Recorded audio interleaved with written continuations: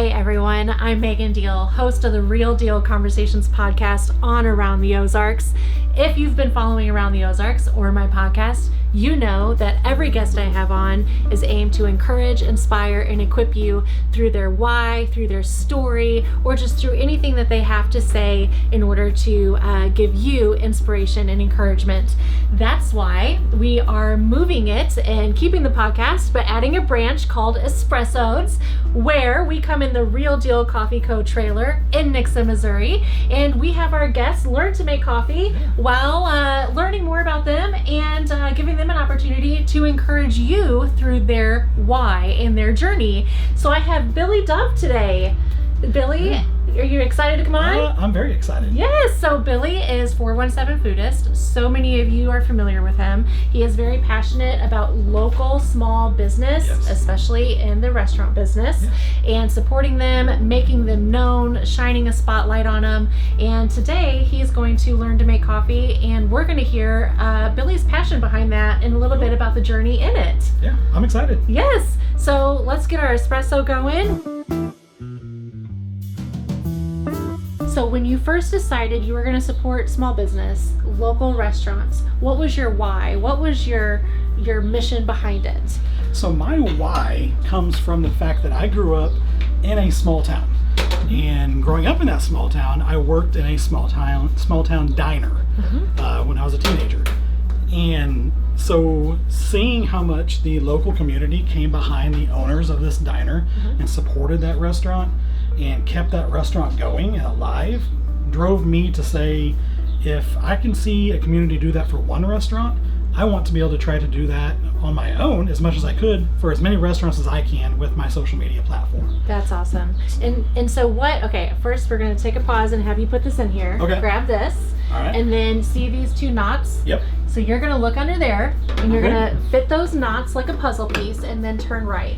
So Billy, when you started that, what was it like when you started it? Did it feel awkward? Was it uncomfortable? Because when you become an influencer, when you put yourself out there, there is a certain level of growth that comes with it. Oh yeah. So in the beginning, what was the challenge you had to overcome in starting 417Foodist? So for me, I am very much a person who doesn't like the spotlight. Yeah. Growing up, I did not like attention on me. As an adult, I didn't like attention on me. Yeah. So it was pulling me out of my comfort zone of walking into a restaurant, introducing myself, and like, hey, I'm here to just take some pictures of your restaurant and your food, and putting myself out there and having that open communication with strangers. And so that took a while for me to get used to, having eyes on me that I never enjoyed. Yeah. But I just kept telling myself that it'll get busy or it'll get better with time. And it did. So if somebody is wanting to step out and I don't want to say become an influencer, but they're wanting to start something on social media for a mission, for a purpose. Yeah.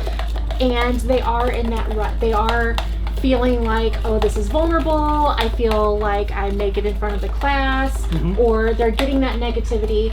What is something you would say to encourage them through it? Maybe a mindset that you adopted. What would you say to them? I would say that to take a breath. Yeah. Take a beat. Take a step back from what you're doing, and look at what you're doing and reevaluate. Is it going in the direction that you want it to go in? And if it's going in a direction that's making it difficult for you, that maybe that's not the direction you're supposed to be going. Yeah. And reevaluate, because it's always going to be there. Take a step back, reevaluate what you're doing, and if you need to adjust. Yeah. So then we just talked about a challenging part. What is one of the best parts? What is one of your most favorite parts from the get-go that has never stopped being your favorite best part of 417Foodist? The best part for me has always been, and it's been kind of my goal behind the whole thing, is when I hear from restaurant owners that people are actually coming in and trying their food. They're getting new customers. People are willing to come in and experience what they are making in their restaurant, and because of the posts that I'm creating.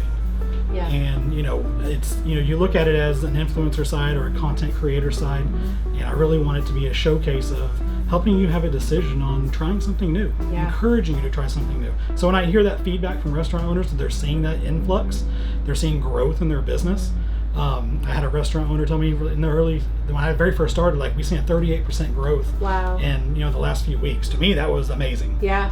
And that encouraged me to want to continue doing it more and continue to try to be better. That is so cool. I love that.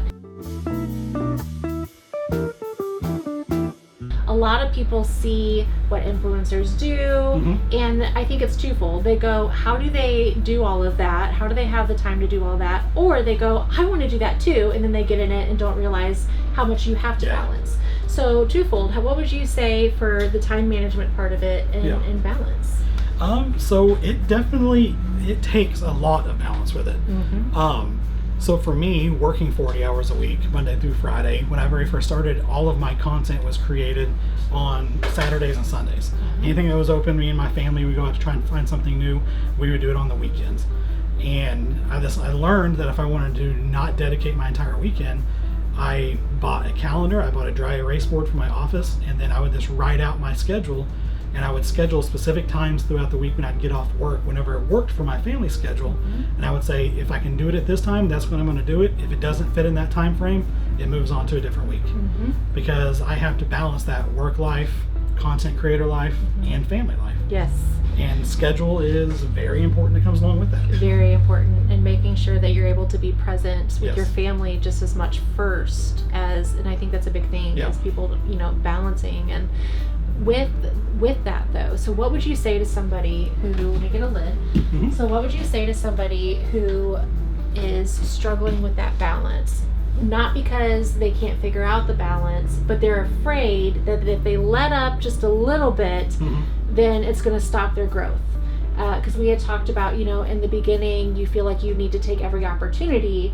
But what would you say to somebody to encourage them not to burn themselves out and not to burn their family and loved ones out while trying to grow their platform? What is an encouraging word you can give them so that they're not hurting their relationships as they grow? I would say have patience.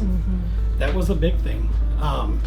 You have patience with yourself, but also have patience with the work that you're doing, because your family comes first. And I had to learn that everything I was doing, it could be put to the side. And so if it wasn't working for my time, for my schedule, I knew I could redo that. I could replan that. And if it was meant for me to do that, to do whatever that is, it's going to be there. It's not going to go away.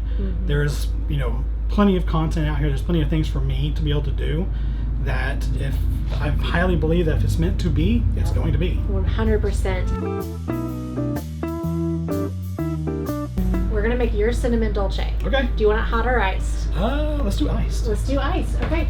So we're going to get this cup here. Okay. And then we're going to get another shot. But I'm going to have you do the shot this time. All right. And a shot requires 20 pounds of pressure. Okay. So I'm going to have you take this. I'm going to have you put it in there and then press that button that has the 2 cups on it. So set it right there? Yes.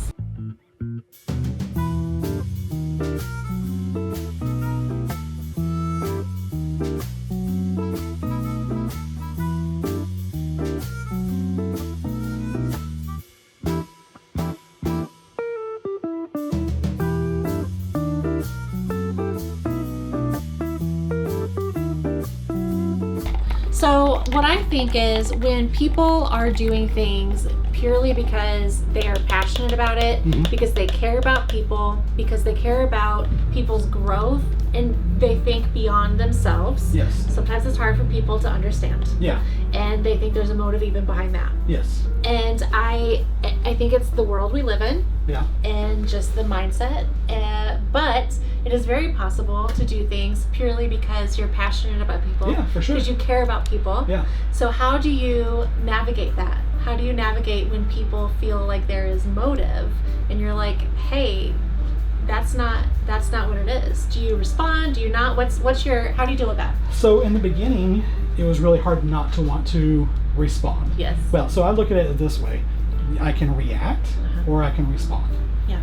And my reaction is wanting to be angry. Yeah. because there's an assumption that's not true. But then I had to learn that I can respond, or I can just ignore it. Yeah. And I went from wanting to react, I went to respond, to where now I just ignore it. Yeah. Because it doesn't happen as often now. Yeah. So if I do get something, I'll make a joke out of it. Yeah. I may respond and be like, "Hey, thanks for your kind words." Yeah. And that usually has prompted an apology. Yeah. Yeah. And from people, because I think they're wanting me to react to them. What is one thing that you want people to know about small restaurant, local business? Why is it that we should go to local restaurants and support local restaurants? So to me, the main thing I always want to convey within my own content when I talk to people is that with local restaurants, they're your neighbors, they're your family. That these are people who, they're not always in there just to make a buck. Yes, they want to make a living, but the things that they're creating, they're putting on their menu, can be family recipes. Could be things that they have blood, sweat, and tears they put into to want to create, and they're doing it for us. Yes. They're doing it for the community. They want you to try their food, and that support them. Yeah. Because that's what they want. They want you to come in and try what they're creating for us. Yes. And that's what I enjoy showcasing. Is I always tell everybody, I'm just a vessel to show off what you are doing. Yeah. Use me to show what you want people to see, to try, to come in and support. That's awesome. All right, finish us out with one piece of encouragement or something that equips young people who are wanting to branch out and influence their community for the good. What is something you want to encourage them in their journey? I would say do not give up. Yeah. That's the main thing. It's going to get rough. It's going to feel like you're not doing anything. You're not doing it right. You're not hitting the right levels of what you're trying to create. But it's going to happen. Yeah. As long as you continue riding that train and continue doing what you're doing, learn from other people, network with other people. That's what I've done. There's always somebody who has been through what you're going through, and they can give you encouraging words of how they have done it. Yes. And it always works. It'll work out in the end. Just stick with it. That's so good. So, Billy, go ahead and try your cinnamon dolce. And I appreciate you so much for coming on. Thank you. Yeah. I appreciate you for coming on and sharing with our listeners in order to encourage, inspire, and equip them. Yeah. And I love what you are doing in the community to support local non-business. I think it's wonderful. I appreciate it. Thank you for having me on. Yes. For a great coffee. Oh, thanks, Billy. Yeah.